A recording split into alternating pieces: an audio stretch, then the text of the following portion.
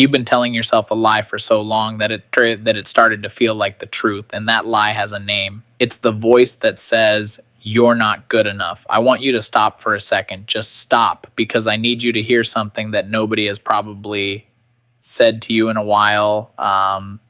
Maybe ever. You didn't wake up this morning broken. You woke up carrying something heavy, and there's a difference. Like, can't think about how long you've been fighting that feeling, that quiet, constant ache that sits in your chest when you compare yourself to someone else, when you scroll through other people's lives and feel like you're the only one who's still figuring it out, when you smile in front of people but drive home in silence, wondering why you can't seem to get it together. That's not weakness, that's exhaustion, and you've been exhausted for a long time.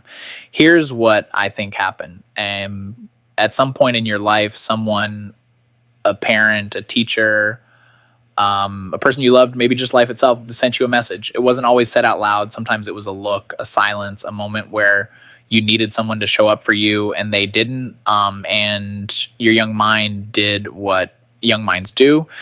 It made sense of the pain the only way it knew how. It decided the problem must be you, and you believed it. Of course you believed it. You were just trying to survive. But here's the thing about a wound you've been carrying since you were young. Just because it's old doesn't mean it's true. You are not the version of yourself that someone else's neglect created. You are not the sum of every time you failed, every relationship that fell apart, every opportunity you watched slip through your fingers. You are not your worst days. You are not your biggest mistakes. I know it's hard to believe that right now. I know that voice in your head sounds convincing. It always does. It knows exactly what to say to keep you small. It knows your specific fears, your specific failures, your specific shame. It is a master at keeping you stuck. But here's what that voice never tells you. It never tells you about the things you survived, the nights you didn't think you'd make it through, and you made it through, the moments where everything fell apart and you still got up, the version of you that kept going even when there was no applause, no one watching, no reward, just you choosing to keep moving. That's not nothing. That is everything. You know what else that voice never tells you? It never tells you that the most extraordinary people on the year Bani Yinazadi Adir Ade that changed things, who built something real, who lived with genuine depth. Almost every single one of them felt exactly what you're feeling right now, not as a brief moment of doubt, as a defining feature of their inner life. The feeling of not being enough followed them too.